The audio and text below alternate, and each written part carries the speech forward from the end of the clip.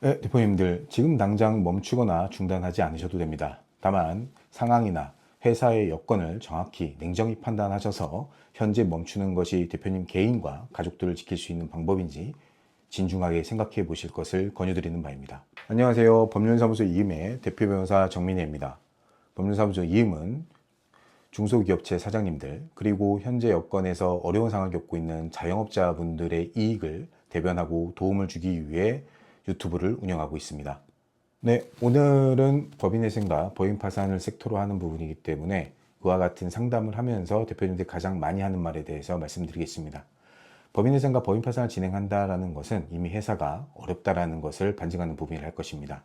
그럼 그 같은 상황에서도 간혹가다 자주 대표님들이 새로운 거래처가 생길 것 같으니 법인회생이나 법인파산을 일단 중단하고 싶습니다 라고 말씀합니다. 하지만 대부분의 대표님들이 그와 같은 말씀을 하시고서는 나중에 낙담한 표정을 짓고 다시 돌아오시곤 합니다.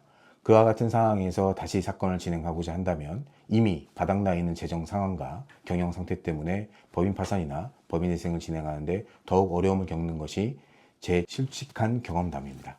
법인회생과 법인파산의 차이점에 대해서 말씀드리면 법인회생은 자동차를 수리하는 과정이라고 생각하시면 됩니다.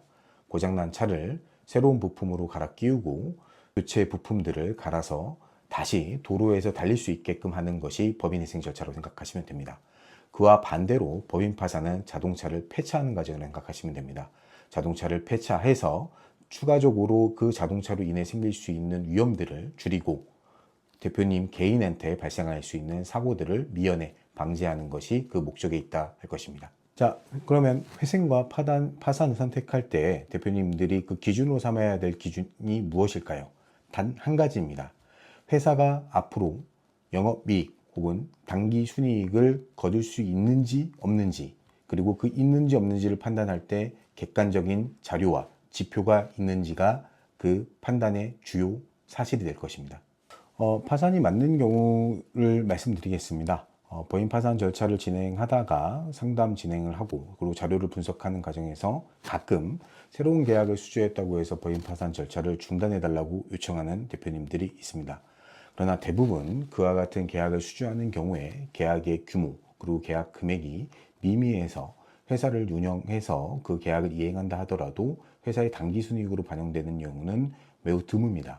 따라서 대표님들이 새로운 계약을 수주했다 하더라도 그와 같은 계약에 매몰되지 마시고 객관적으로 그 계약의 내용이 계약을 이행했을 때 회사의 당기순이익에 반영이 되고 회사를 앞으로 계속해서 키워갈 수 있는 원천이 될 수 있는지에 대해서는 객관적으로 분석해보고 판단해 보셔야 될 것 같습니다. 회생 절차가 가장 확실한 방법은 두 가지가 있다고 말씀드릴 수 있을 것 같습니다. 첫 번째는 신규 매출처 확보입니다. 단순히 신규 매출처를 확보한 것으로는 끝나지 않고 기존 매출액 대비 약 30%의 매출을 차지하는 신규 매출처를 확보했을 때는 회생 절차를 적극적으로 고려해 보시는 것을 권유드립니다. 이 경우 신규 매출처 확보를 통해서 현금 흐름이 양호해지고 이와 같은 양호한 현금 흐름을 바탕으로 회생 계획안을 작성할 수 있습니다. 이와 같은 회생 계획안에 대해서는 회생 담보권자들 그리고 회생 채권자들도 동의하는 경우가 매우 높은 수준입니다. 네, 두 번째는 회생회사, 회생 절차를 염두에 두는 회사가 등기나 등록의 대상이 되는 부동산 등을 소유하고 있는 경우입니다. 이 부동산들을 소유하고 있는 경우에는 부동산을 처분함과 동시에 해당 부동산을 임차하는 계약을 체결해서 그와 같은 사실들을 바탕으로 회생계획안을 작성하곤 합니다. 부동산을 처분하게 되면 부동산 처분 대금을 재원으로 회생담보권자, 즉 부동산을 저당권을 설정한 저당권자에게 대금을 전부 변제할 수 있기 때문에 회생 계획안을 작성하는데 매우 용이해지기 때문입니다. 그래서 저는 항상 말씀드립니다. 법인 파산 절차나 법인 회생 절차에도 적정한 타이밍과 시점이 있는 것입니다. 특히 법인 파산 절차를 준비하시는 경우에는 적정한 타이밍을 못 잡으시면 대표님 개인의 사재를 투입해서 회사를 정리하는 절차를 진행해야 되는 경우가 종종 발생하곤 합니다. 그러니 반드시 적정한 시점에 전문가들과 협의 혹은 상담을 받아보셔서 그 타이밍을 조율하고 적정한 타이밍에 회생이나 파산 절차를 준비할 수 있게 최선을 다해 보실 것을 권유드립니다.